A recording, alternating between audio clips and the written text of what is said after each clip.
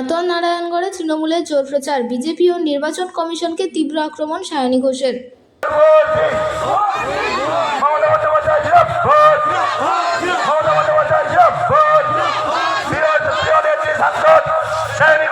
নির্বাচনী প্রচারের গতি আনতে দাঁতন ও নারায়ণগড়ে দলীয় প্রার্থীদের সমর্থনে সভা ও রোড শো করলেন রাজ্য যুব তৃণমূলের সভানেত্রী সায়নী ঘোষ। শুক্রবার দাঁতনের পোরলদায় জনসভা এবং নারায়ণগড়ের রোড শোকে ঘিরে কর্মী সমর্থকদের উচ্ছ্বাস ছিল চোখে পড়ার মতো। সভা থেকে মমতা বন্দ্যোপাধ্যায়ের নেতৃত্বে গুরুত্ব তুলে ধরে সায়নী ঘোষ এক অভিনব উপমা ব্যবহার করেন। তিনি বলেন, মমতা বন্দ্যোপাধ্যায় গাছের মতো আর নরেন্দ্র মোদী ফলের মতো, যা এক সময় ঝরে পড়ে যায়, কিন্তু গাছ দীর্ঘদিন ছায়া দেয়। এদিন দাঁতনের সভা থেকে তিনি ভারতের নির্বাচন কমিশনকে বিজেপি কমিশন বলে কটাক্ষ করেন এবং অভিযোগ তোলেন ভোটার তালিকা থেকে নাম বাদ দেওয়ার ষড়যন্ত্র চলছে। পাশাপাশি বিজেপির সবকা বিকাশ স্লোগানকে আক্রমণ করে তিনি দাবি করেন, তৃণমূল কেবল উন্নয়নমুখী রাজনীতিতে বিশ্বাসী। ভোটারদের উদ্দেশ্যে সায়নী ঘোষের বার্তা, এবার বিজেপির জামানত বাজেয়াপ্ত হলে আগামী 25 বছর তারা বাংলার দিকে তাকাতে পারবে না। অন্যদিকে নারায়ণগড়ের কর্মসূচি থেকে তিনি আরও দাবি করেন, ভবিষ্যতে মমতা বন্দ্যোপাধ্যায়ই দেশের প্রধানমন্ত্রী হবেন। এই প্রচার কর্মসূচিতে উপস্থিত ছিলেন জেলা যুব তৃণমূল সভাপতি নির্মল্য চক্রবর্তী, ব্লক সভাপতি শেখ ইফতেখার আলী ও সুভাষ রায়চৌধুরী সহ অন্যান্য নেতৃত্ব। উভয় এলাকাতেই দলীয় কর্মীদের ব্যাপক ভিড় ও উৎসাহ ছিল চোখে পড়ার মতো।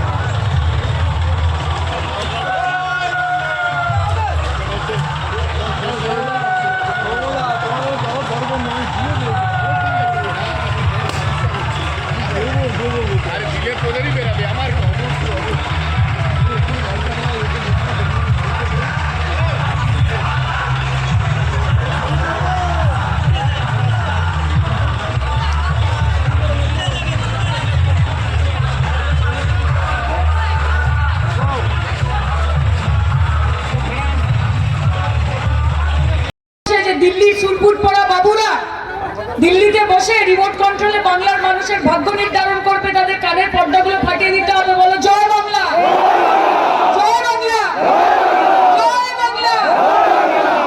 ভারতীয় জুমলা পার্টি, বাংলা জ্বালাও পার্টি, বাংলাকে ঘৃণা করে, বাঙালিকে ঘৃণা করে, বাংলা ভাষাকে ঘৃণা করে, বাংলা বললে বলে বাংলাদেশি ভাষা।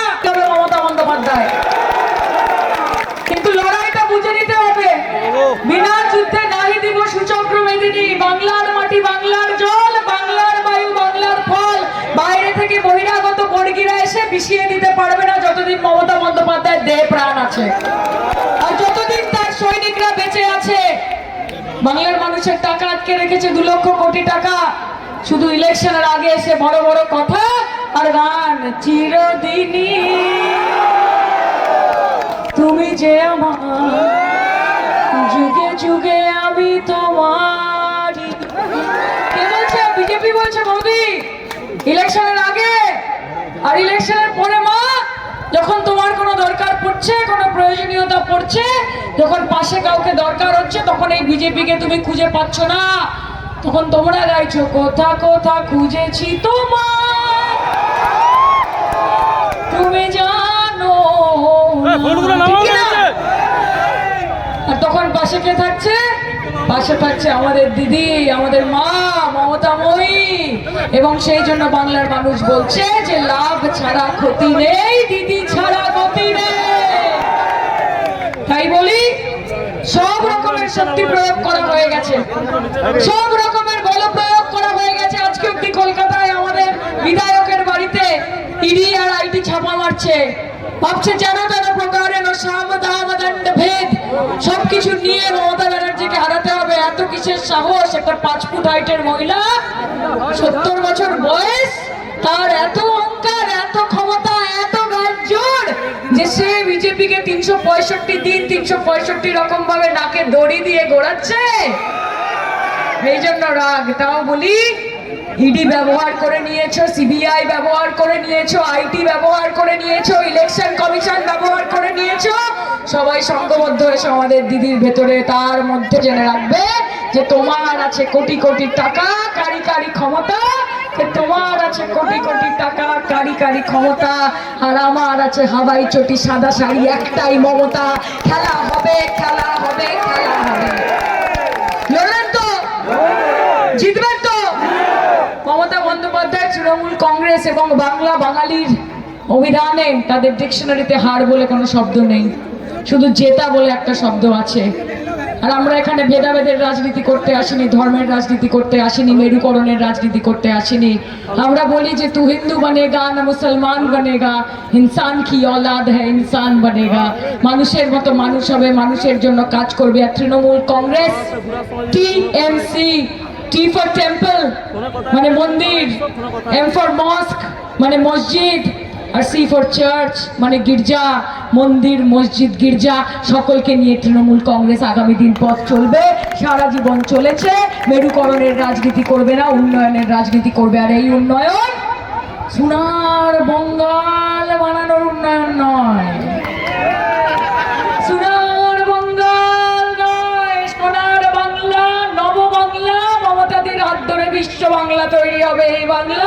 তার জন্য বাংলার মানুষের আশীর্বাদ যথেষ্ট।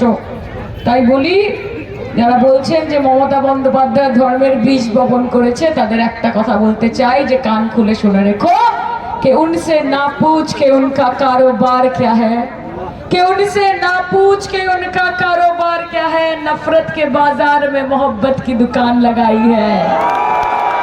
আর তার নাম আমাদের দিদি। কাজে দিদি থাকলে আমরা থাকবো, দিদি থাকলে বাংলা, বাঙালি, বাংলা ভাষার, বাংলার মাটির ঐতিহ্য বেঁচে থাকবে, মর্যাদা বেঁচে থাকবে।